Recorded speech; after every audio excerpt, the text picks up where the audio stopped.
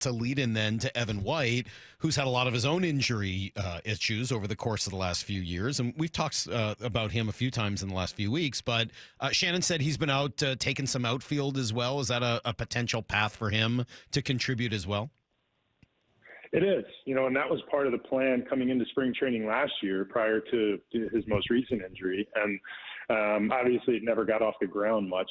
Evan played a fair bit of outfield in college at the University of Kentucky. He actually played the outfield for Team USA prior to his draft year. So it's not foreign to him. He's such a good athlete. And right now, he's actually been one of the most eye-raising players in camp to this point. Evan looks 100% healthy. He checks out in the training room as 100% healthy. We know the dynamic of what his defense does on our infield. And, what we're seeing right now in his athletic explosiveness in the batter's box, there's still so much left to be told in Evan's story. And our thought was if he can play a little left field, if he can play some first base and give himself, that type of utility, again, whether it's first base, left field, giving us a chance to rotate tie in for a DH day. There's so many positives about having Evan on our roster. And right now is about as optimistic as we've been about his progress as we've been in a couple of years. I found myself thinking through, we've been talking a lot about Matt Brash, and by all accounts, he's just looked ridiculous at camp. What had Shannon said that J.P. Crawford didn't even know what pitch he was being thrown. So great, the wizardry and just everything that he's throwing right now. So I was trying to envision a scenario in which he realizes his potential this year, and he's just ridiculous. And Andres Munoz continues to grow in a way that he did last year. And you are left with these two guys, both as ultra-high leverage relievers in the back end of your pen. What does that look like for you? Because you guys have sort of gone away from the traditional closer, which I love. You've tended to slot guys in based on, leverage situations. But if you had two that were both equally high leverageable, how does that work?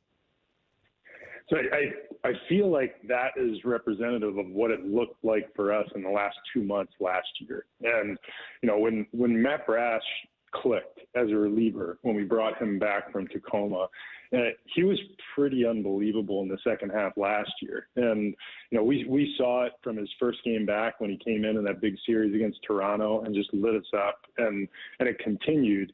To think that there's even more upside in there, and frankly, we think there is pretty exciting. And, Mooney grew so much from June to the end of the year. They're both young, exciting stuff. And, that doesn't even tell the story of the guy in our bullpen who's been the toughest to hit in the league, which is Sewald.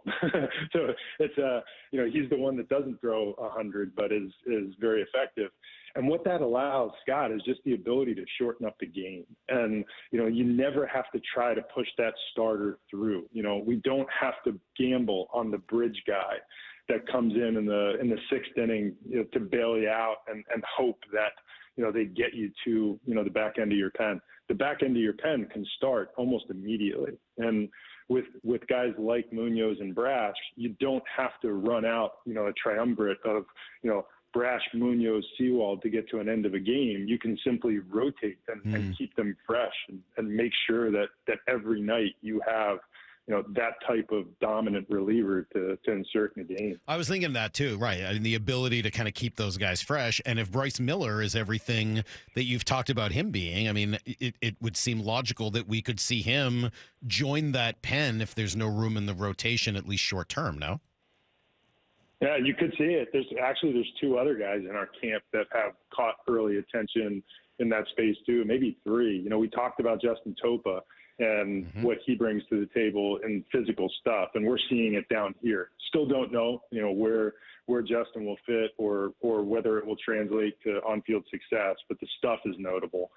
The guy who might have shown the best stuff to date in our early BPs and live throwing sessions is Prelander Baroa, who is, he's highly likely to start back in the minor leagues, but from a pure stuff perspective, he's after sitting on 97 miles an hour, touching 100 with what at times looks like the most unhittable slider you could throw. And that's in the same camp that has Matt Brash, who obviously has the best slider that's ever been thrown.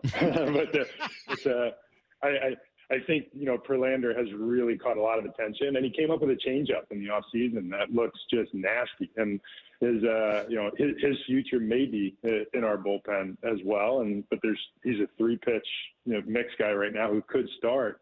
And then there's Gabe Spire, lefty we picked up in a waiver wire deal from Kansas City, who has been, he's been a revelation. I know Scott and the staff are very excited.